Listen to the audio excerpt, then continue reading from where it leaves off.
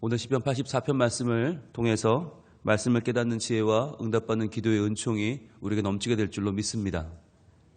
오늘 시편 84편 이렇게 시작합니다. 만군의 여호와여 주의 장막이 어찌 그리 사랑스러운지요. 이렇게 시작해요. 여기서 말하는 주의 장막은 아직 성전이 만들어지기 전의 장막이죠. 약 500년을 흘러왔던 텐트입니다. 텐트 속에 성소도 있고 지성소도 있고 언약궤도 있어요. 그런데 여러분, 그 텐트가 뭐라고 사랑스럽겠습니까? 흔해 빠진 텐트 아닙니까? 많고 많은 텐트에 그 중에 하나에 불과해요. 그런데 그것이 사랑스러운 이유는 뭘까요? 바로 그것이 주의 장막이기 때문이죠. 여러분, 본문 1절에 두 가지 상반되는 개념이 나와요. 하나는 만군의 여호와고요, 하나는 사랑스럽다라고 하는 거예요. 만군의 여호와는 모든 왕들의 왕이요, 모든 군대를 통솔하는 위대한 아주 위험 있는 모습이에요. 그 모습과 사랑스럽다라고 하는 모습은 완전히 개인적이고 정서적이고 친밀한 모습이죠. 정반대의 개념이죠. 너무 큰 개념과 너무 작은 개념, 너무 거창한, 너무 공식적인 개념과 너무 개인적인, 너무 일상적인 개념입니다. 그런데 이것이 하나님께 나오는 우리에게 둘 다 있다는 거예요. 이 개념을 한마디로 딱 표현하면 바로 경외입니다. 경외. 하나님을 경외한다고 하는 것이 그거예요. 경은 섬긴다는 말이고 외는 두려워한다는 말이거든요. 하나님을 두려워해요. 만군의 여호와니까, 만군의 왕이시니까, 만군의 주시니까 주님은 두렵죠. 그런데 주님은 또 우리가 섬길 만한 분이에요. 왜요? 주님은 나를 사랑하는 분이니까. 내가 주님을 사랑하기 전에 주님이 날 먼저 사랑하셨으니까 우린 주님을 사랑스럽게 바라볼 수 있는 것입니다. 이 두 가지, 위대하신 하나님 엘로힘, 거기다가 나를 사랑하시는 개인적인 하나님 여호와, 이 두 가지 개념이 합해서 우리에게는 전능하신 여호와 하나님이 되는 거죠. 그 하나님을 알고 믿고 따르는 것이 신앙생활이에요. 그러니까 신앙생활이란 이 두 가지가 다 있는 겁니다. 하나님을 두려워하는 것, 하나님을 온전한 신 중의 신이요 유일하신 신으로 알고 믿고 섬기는 것, 그러면서도 그 하나님을 사랑하는 것. 그래서 지금 이 순간 내가 가장 사랑하는 사람 누군가 또 매번 떠올려야 돼요. 우리는 대부분 누굴 사랑해요? 나를 사랑해요. 내 기분이 중요하고 오늘 나의 운수가 중요하고 나의 일진이 중요하고 모든 사람은 다 자기를 사랑해요. 내가 필요하니까 내 옆에 사람들이 있어야 되고, 내가 잘 돼야 되니까 동료가 있어야 되고, 내가 편하기 위해서 배우자도 자녀도 있어야 되고, 이런 식으로 우리는 굉장히 이기적이에요. 그 이기적일 수밖에 없는 우리 인간에게 하나님은 신앙이라고 하는 걸 주셨어요. 이 신앙은 유일하게 우리의 본성을 넘어설 수 있는 가치예요. 내가 타고난 이기심을 뛰어넘을 수 있는 가치는 뭐냐? 신앙이에요. 하나님이 두렵고 떨리면서도 사랑스럽기 때문에 그 하나님이 주신 내 가족들도 내 몸보다 사랑할 수 있고, 그 주님이 주신 교회를 내 몸보다 사랑할 수 있고, 그 주님이 주신 믿음의 공동체, 이 나라와 민족을 내 목숨보다 사랑할 수 있는 것, 그것이 신앙이에요. 그래서 인류의 역사를 보면 자기의 개인이라고 하는 극한 이기주의를 뛰어넘었던 사람들은 다 누구냐? 신앙인이에요. 하나님을 두려워하고 하나님을 사랑했던 사람들이 위대한 일들을 이뤄냅니다. 오늘 우리의 기도가 내 물질과 내 건강과 내 유익에서 넘어설 수 있는 이유는, 넘어설 수 있는 힘은 뭐냐? 그게 신앙이에요. 그러니까 수많은 사람이 기도를 하지만 오늘 나라고 하는 바운더리를 넘어설 수 없는 기도, 너무나 많은 기도가 나에게서 시작해 나이를 끝나요. 신앙이 아니에요, 사실은.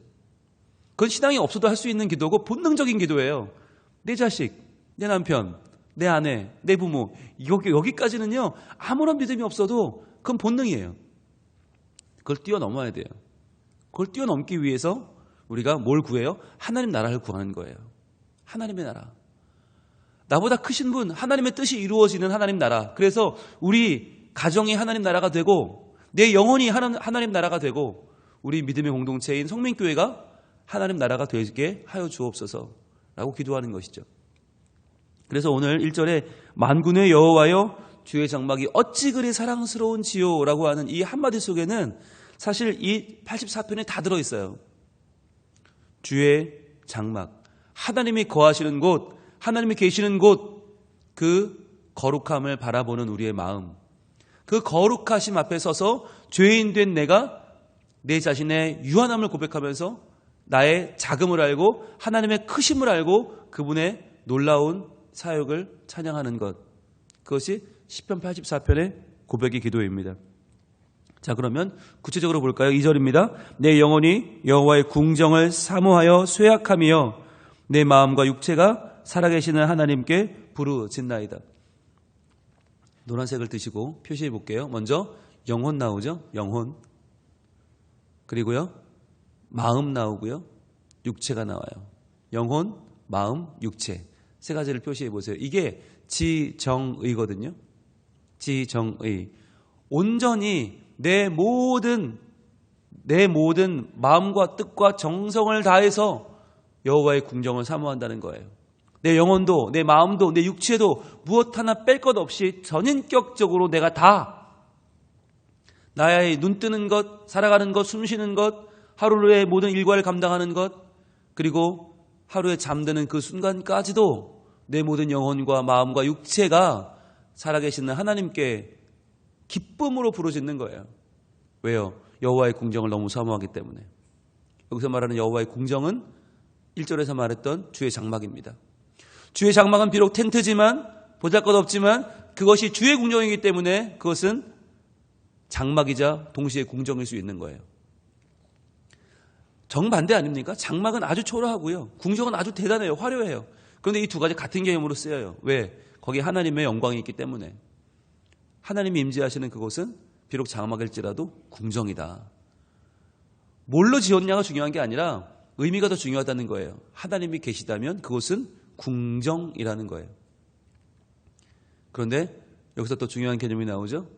살아 계시는 하나님이죠. 살아 계시는 하나님. 어디에? 우리 가운데. 장막이라는 개념은 무엇이에요? 하나님이 우리 가운데 계신다는 의미예요. 우리가 아무것도 아니고 죄인 덩어리지만 하나님이 우리를 버리지 않으시고 우리 가운데 계신다. 그게 장막이거든요. 그런데 그 장막이 보여주는 중요한 상징은 바로 살아 계시는 하나님. 우리 가운데 살아 계시는 하나님. 여러분, 이게 중요해요. 오늘 기도하러 왔어요. 기도하러 왔는데 하나님은 어떤 분이냐? 내 기도 들어주시는 분, 내 기도 응답하시는 분 만이 아니라 나와 오늘 같이 계시는 분이에요. 살아 계시는 분이라는 것은 내 기도의 결과만 책임지는 분이 아니라 내 기도의 동기와 함께하는 분이에요. 지금 나와 함께하는 분. 기도가 드려지고 예수님 이름으로 기도합니다. 아멘. 그러면 그때부터 일하시는 분이 아니라 지금 그 기도를 내 마음속에서 하나하나 돌아보는 이 시간도 함께하시는 분. 그래서 야, 그 기도가 정말 너 기도할 만한 거 맞냐? 너 그거 나랑 함께하는 삶 가운데서 지금 고민하며 드리는 기도가 맞냐? 라고 하는 고민부터 함께 하시는 분이 살아계신 하나님이에요. 주님은 램프의 요정이 아닙니다. 소원 다 빌고 나서 램프를 문지르면 퍽 나타나서 예 알겠습니다, 해드리겠습니다 라는 램프의 요정이 아니라 그 램프를 얻는 과정에 나와 계속 함께 하시는 분, 과연 그 램프를 문지를 거냐 말 거냐부터 같이 고민해 주시는 분, 내가 살아가며 이 기도를 드리는 것이 맞느냐 틀리느냐, 이게 나의 순수한 의도냐 그렇지 않느냐를 함께 내 삶을 관찰해 주시는 분이 살아계신 하나님이에요. 그래서 우리는 기도 응답이 별로 중요하지 않아요. 사실은 뭐 기도 응답 받는 법, 뭐 절대 받는 법, 꼭 받는 법, 속히 받는 법, 뭐 오만 세미나가 많은데 저는 궁금해요. 하나님이 기도 응답 주시는 분이 맞나?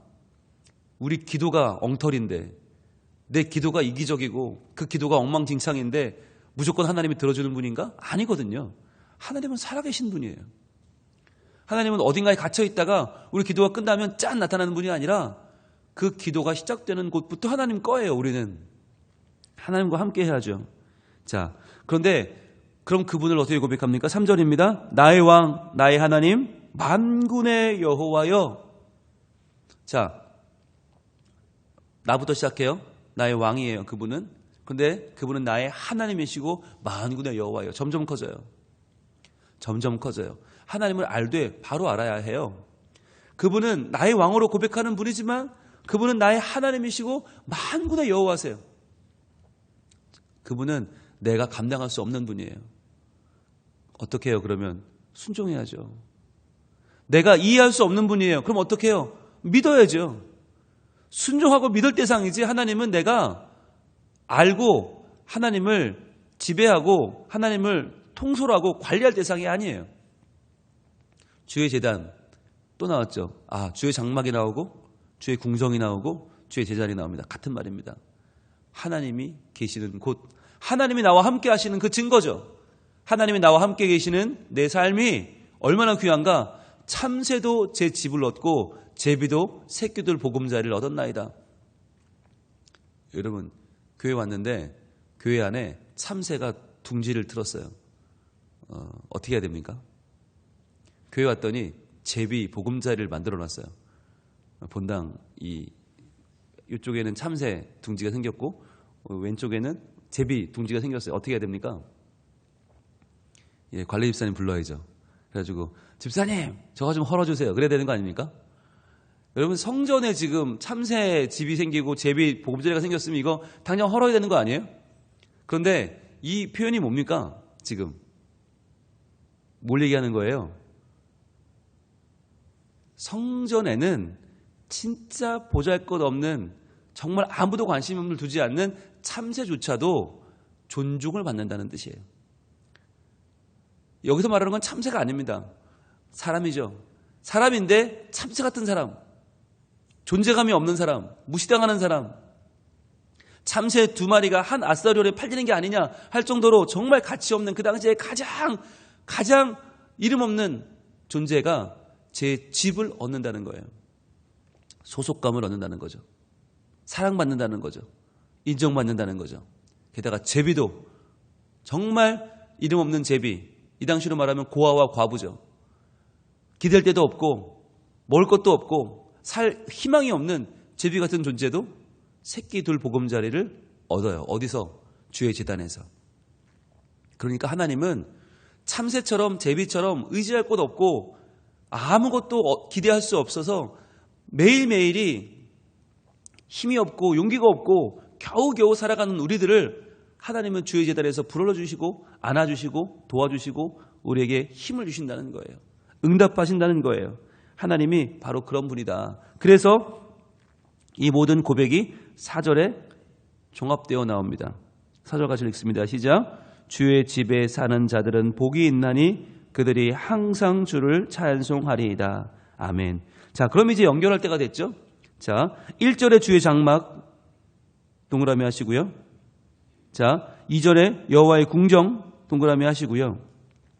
3절에 주의 제단 동그라미 하시고요. 4절에 주의 집 동그라미 하시고 연결해 보세요. 다 같은 말이에요. 주의 장막이 여호와의 궁정이고요. 주의 제단이고요. 주의 집이에요. 똑같은 말이에요. 그런데 지금 시편 기자는 각기 다른 말들로 이 성전을, 이 장막을 표현하고 있습니다. 왜요? 하나님이 계신 우리의 집이라는 거예요. 집이란 말은 뭡니까? 돌아갈 곳이죠. 돌아갈 곳. 부모님이 계시는 곳이 집 아닙니까? 내 아내가, 내 남편이 있는 곳이 집 아닙니까? 그리고 나이 들면 내 아들이 있는 곳, 내 딸이 있는 곳이 집이에요. 태어난 고향의 의미가 있는 게 아니고요. 내가 어디서 성공했는가 중요한 게 아니고 과연 부모님이 계신가? 배우자가 있는가? 자녀가 있는가? 돌아갈 곳이잖아요. 집이잖아요. 그런데 우리에게 집은 어디예요? 주의 집. 바로 주님 계신 곳이에요. 주님 계신 곳이 우리의 본향이에요.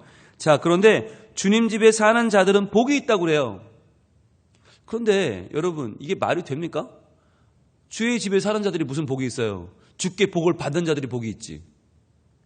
주님이 복을 때려 부어 주셔야 복이 있지. 주의 집에 사는 자들이 무슨 복이 있어요? 근데 이게요, 순서가 있어요. 하나님께서 복을 주시는 자, 복을 받은 자가 복이 있다. 그건 2차적인 개념이에요. 1차적인 더 중요한 개념이 뭐냐면 하나님과의 관계예요. 올바른 관계가 하나님과 맺어져 있느냐? 그 다음에 복을 주시는 거지. 관계도 제대로 되어 있지 않는데 뭘 믿고 하나님 복을 주겠어요? 1차적인 관계의 복이 뭐냐면 바로 주의 집에 사는 자들이에요. 주의 집. 주님을 나의 본향으로 알고 주님이 나의 마음에 가장 중요한 보금자리인 줄 알고 주의 집에 거하고자 오늘도 내 마음 가운데 내 집을 짓지 않고 주의 집을 짓는 사람들, 내 욕망과 내 욕심으로 내 계획으로 집을 짓지 않고 우리 주님의 말씀으로 집을 짓는 그 사람들에게는 복이 있다. 이게 1차적인 복이에요. 이 관계의 복이 되고 나서야 성공도 주시고 충만도 주시고 내가 원하는 그 모든 삶의 결과들을 주신다는 거예요. 그래서 우리가 주의 집에 사는 자들인가를 먼저 생각해야 돼요. 주님께 복을 받아 세상에 나가 사는, 세상에 집을 짓고 세상에서 내가 원하는 것을 쫓아 사는 사람이 아니라 주의 집에 사는 사람, 주의 본향을 마음에 품고 살아가는 그는 복이 있나니 그들이 항상 주를 찬송하리이다. 매일매일의 삶 가운데 항상 찬송할 수 있는 힘과 능력이 하나님께로부터 나온다는 것입니다. 자, 그래서 우리의 마음속에는 뭐가 있어야 됩니까? 하나님의 집, 여호와의 궁정, 주의 제단, 주의 집, 하나님의 장막을 사모하는 마음이 필요하다는 거예요. 근데 여러분, 우리가 항상 교회에 있을 수는 없잖아요. 항상 주의 전에 있을 수는 없어요. 이 일상이 있는데요. 집도 있고 직장도 있고요. 학교도 있는데요. 그럼 어떻게 해야 됩니까? 언제든지 어디에 있든지 내 마음은 하나님께로 달려가는 길이 필요해요. 확실한 언제든지 순식간에 달려갈 수 있는 그 핫라인이 필요해요. 그것을 뭐라고 표현하나? 5절입니다. 주께 힘을 얻고 그 마음에 시온의 대로가 있는 자는 복이 있나이다 그랬어요. 시온의 대로. 이 시온의 대로가 바로 시온산, 주의 전이 있는 성전이 있는 시온산을 향해 달려갈 수 있는 그 길이에요. 시온의 대로.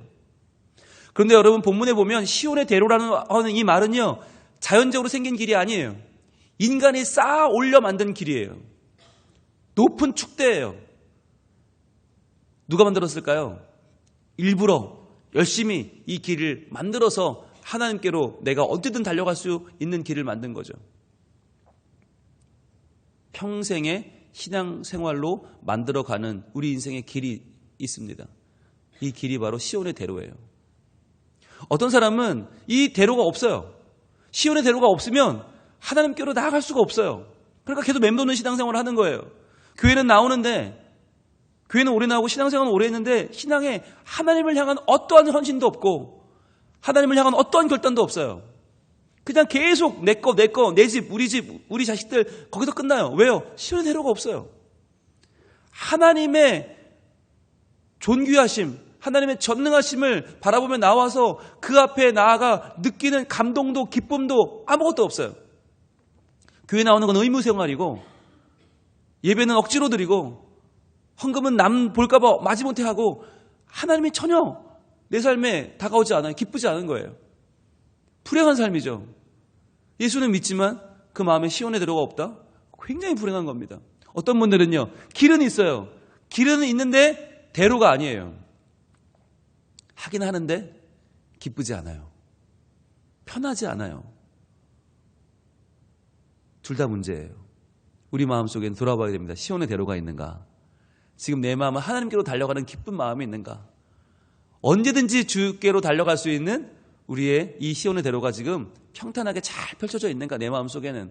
여러분, 이게 있으면요, 뭘 얻어요? 주께 힘을 얻어요. 주께 힘을 얻고 그 마음에 시온의 대로가 있는 자는 복이 있나이다. 그래야, 이 시온의 대로가 있어야 뭐가 중요해요? 우리 삶에 찾아오는 문제들을 이길 수 있어요. 6절입니다. 그들이 눈물 골짜기로 지나갈 때에 그곳에 많은 샘이 있을 것이며 이른 비가 복을 채워주나이다.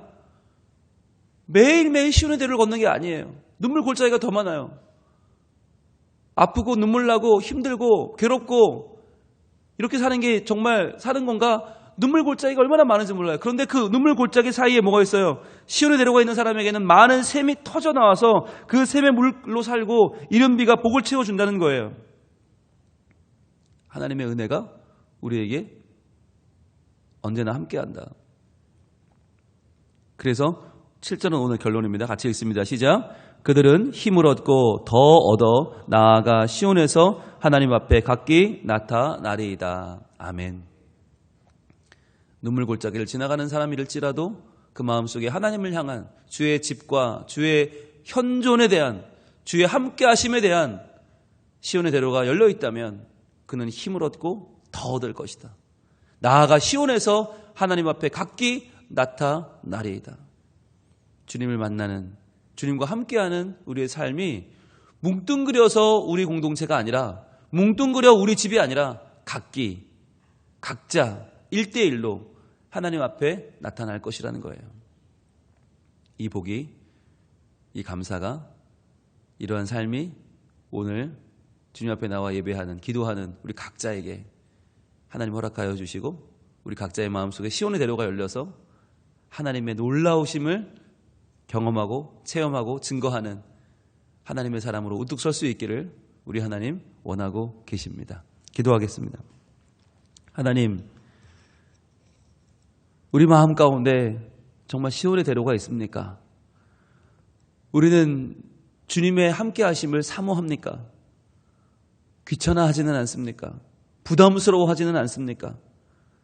내 욕심과 내 계획에 장애물로 하나님을 생각하고 있지는 않습니까? 하나님, 이 시간 하나님 없이 하나님을 떠나 내 삶을 계획하고 그것을 소원했던 우리의 마음을 내려놓고 회개하오니 주님 용서하여 주옵소서. 주의 장막에 거하는 자들이 되게 하시고 주의 장막에 얼마나 사랑스러운지 그 사랑스러움과 그 위엄과 하나님의 동행하여 주시는 주님의 인자하심을 우리 평생에 찬양하며 기뻐하는 자들이 되게 하여 주옵소서. 주님, 우리 마음으로 주님을 더욱 사랑하게 하시고 주님, 나를 사랑하시는 주님을 오늘도 기쁘게 바라보며 감사하며 찬양하며 주님께로 달려가는 시온의 대로가 우리 마음속에 펼쳐지게 하여 주옵소서. 눈물 골짜기를 지날지라도 많은 샘들이 터져나오게 하시고 이른 비가 복을 채우게 하시고 힘을 얻고 더더 하나님 앞에 각기 나타나 기쁨으로 찬양하며 살아가는 우리의 삶이 되게 하여 주시옵소서. 도우시는 주님, 오늘의 기도 가운데도 함께 하셔서 주님, 하나님 나라를 이루는 기도가 되게 하시고 하나님을 기쁘시게 하는 기도를 드리는 우리가 되게 하옵소서. 예수님 이름으로 기도합니다. 아멘.